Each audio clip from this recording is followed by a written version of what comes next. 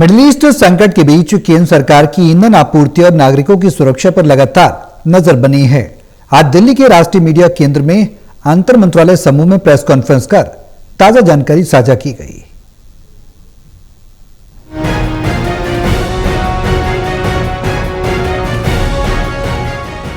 पश्चिमी एशिया संकट के बीच देश में ईंधन आपूर्ति और नागरिकों की सुरक्षा को लेकर अंतर मंत्रालय समूह की ओर से प्रेस कॉन्फ्रेंस कर महत्वपूर्ण जानकारी दी गई है। इसमें बताया गया है कि पश्चिमी एशिया संकट के चलते जहां ईंधन सप्लाई पर असर पड़ा है, लेकिन हमारी घरेलू एलपीजी, पेट्रोल और डीजल की गतिविधियां सामान्य बनी हुई है। पेट्रोल मंत्रालय की ओर से वरिष्ठ अधिकारी सुजाता शर्मा ने बताया कि किसी डिस्ट्रीब्यूटर पर कोई ड्राई आउट रिपोर्टेड नहीं है। कल हमने लगभग 50 लाख से अधिक घरों में एलपीजी का सिलेंडर पहुंचाया है। डोमेस्टिक एलपीजी कंज्यूमर्स को एलपीजी सिलेंडर की सप्लाई इंश्योर की गई है और हमारी डोमेस्टिक एलपीजी सप्लाई नॉर्मल है। किसी भी डिस्ट्रीब्यूटर पर कोई ड्राई आउट रिपोर्टेड नहीं है। ऑनलाइन बुकिंग लगभग 99% तक पहुंच गई है। इसके अलावा डाइवर्जन को रोकने के लिए ओटीपी बेस एलपीजी डिलीवरी की जा रही है। इस संबंध में मैं आपको बताना चाहूँगी कि ओटीपी सिर्फ रजिस्टर्ड मोबाइल नंबर पर आता है, तो अगर कंज्यूमर ये कोड किसी और के साथ शेयर नहीं करता है तो ये कोड किसी और को पता नहीं चल सकता है।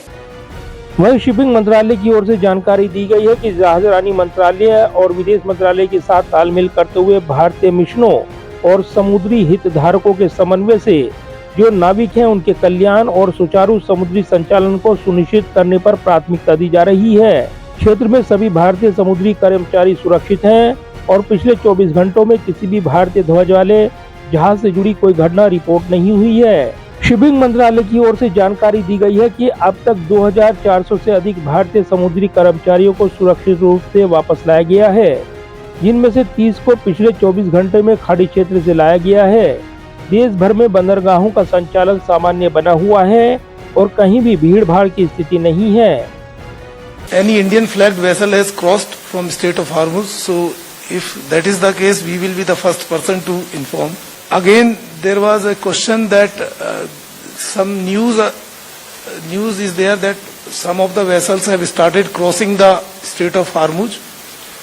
So mainly I'll say that we are more interested if any of the Indian flagged vessel has crossed, so that is not the case.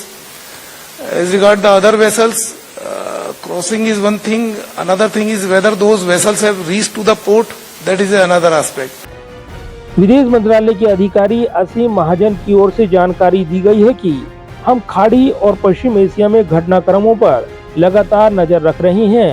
हमारा ध्यान इस क्षेत्र में भारतीय समुदाय की सुरक्षा, संरक्षा और कल्याण पर केंद्रित है। They also remain in close contact with the local governments.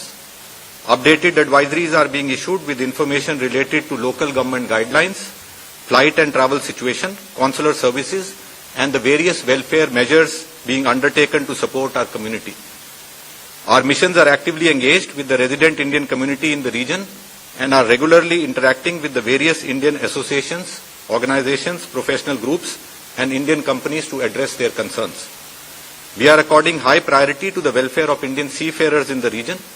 Our missions are extending all assistance to them, including coordination with the local authorities and agencies, extending consular assistance, facilitating communication with families in India. इसमें जानकारी दी गई है कि 28 फरवरी से अब तक इस क्षेत्र में लगभग 10,38,000 यात्री भारत लौट आए हैं। कैमरामैन विदर्भ के साथ प्रदीप कुमार, टोटल न्यूज, दिल्ली।